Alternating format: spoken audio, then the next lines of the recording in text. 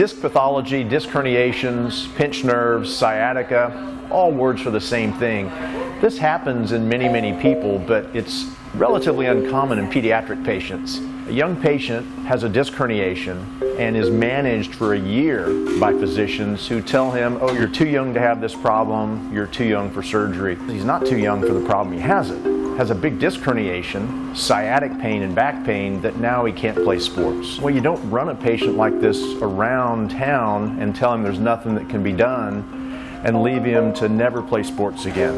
That's not what orthopedics is. Orthopedics is return to function, and that's what we're going to do for this young man today. How do you fix it? Endoscopic microdiscectomy. Small incision, quick recovery, get him back to sports and get him back to his life. Get the pain so that he can return to function. First step is x-ray. Second step is numbing things up. This keeps bleeding to a minimum during surgery, but also keeps people much more comfortable after surgery. Small incision. Now creating a path for the surgery here. Now making sure I know exactly where I am, and that's where x-ray comes in. And now ready to put the scope in. There we go. You know, with kids, I mean, many people think that, oh, you're too young for spine surgery. This isn't a spinal fusion, first of all. It's not a multi-level, you know, there are a lot of things that you don't want to do in kids, but microdiscectomy for, you know, sciatica and back pain, he should wake up in the recovery room and go, ah, it's gone, I'm better. We're starting to see the ligamentum flavum, which is the white material there. So taking just a little bit of muscular tissue, which is the pink right there, will not be noticed, and getting under it just a little bit to get to the ligamentum flavum. So flavum will be under this layer right here. Usually you can see the fat right there, that usually kind of layers on top of it. Typically with my discectomies, it's, I don't know, 1 to 3 weeks of downtime or needing to take pain medicine post-op. With this, it's a day or two, usually Tylenol and Motrin. So that's kind of the reality of this kid. He was, you know, passed along, lost a year of his life athletically for no reason. Now you see that yellow material right there in the center of the screen? That's your ligamentum flavum. So that's going to be the entry into the spinal canal. I don't have to take any bone. That's the beauty of this procedure. This is the facet area right here, and the bone of the lamina laterally. And this is going up underneath the lamina here. So this flavum to about this level is what I'm going to take right here in small little bites. And then, of course, stopping all bleeding is of paramount importance as we go through here, because it interferes with visualization once we get into the spinal canal.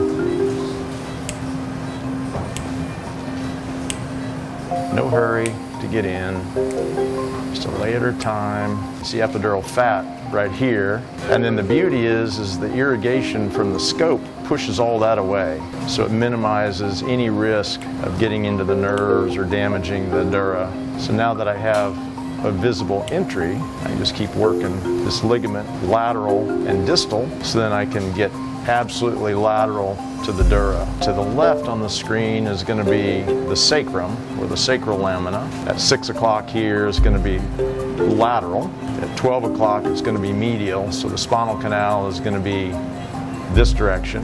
The epidural space is right there. So now this is just a traditional spine surgery instrument, so then I can work my way lateral to the nerves.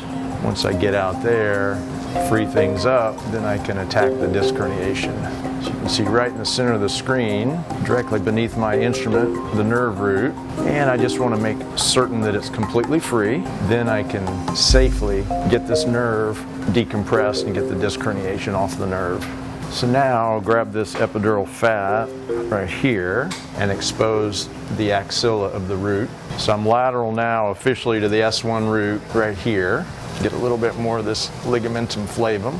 Disc herniation is just like a ligament sprain, basically. So, you know, you tear the ligament that contains the disc, and then you get a herniation. And I think that's probably what happened to this young man. So again, working lateral. This is now lateral to the root. And you can see that white material right there. That's the disc herniation. So next part of the step is just advance this cannula in here into the spinal canal. Now I'll turn it, rotate it, and it will retract the nerve root. So now I can look right at the disc herniation right here.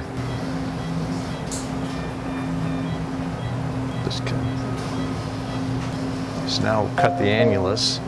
You can see the disc already wanting to come out. And that's why we're here, is to get this out of here. So you can see the disc coming out is when it's put off this long, this disc material just all scars in. So it's a lot easier to take care of these when they're in that 3 to 6 month range, as opposed to waiting a year. They oftentimes will come out as one piece when they're fresh like that.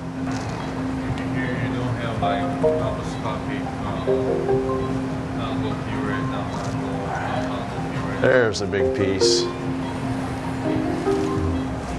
So you can see I've got the root where I can see it, just kind of reaching to the midline where this disc herniation goes. Again, that's annulus and spinal canal right there.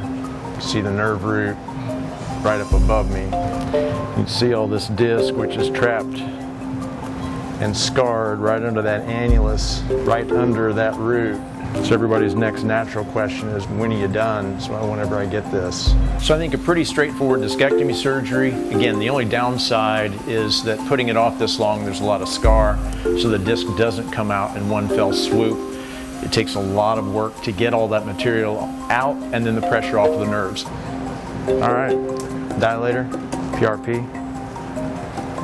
So we're done. In recovery, my hope is he's going to notice a difference. He's going to notice that his leg pain is better, that his back pain is better, and he really should be back to fairly normal activities. Ultimately, he should be able to get to contact sports, and hopefully he can win a state championship.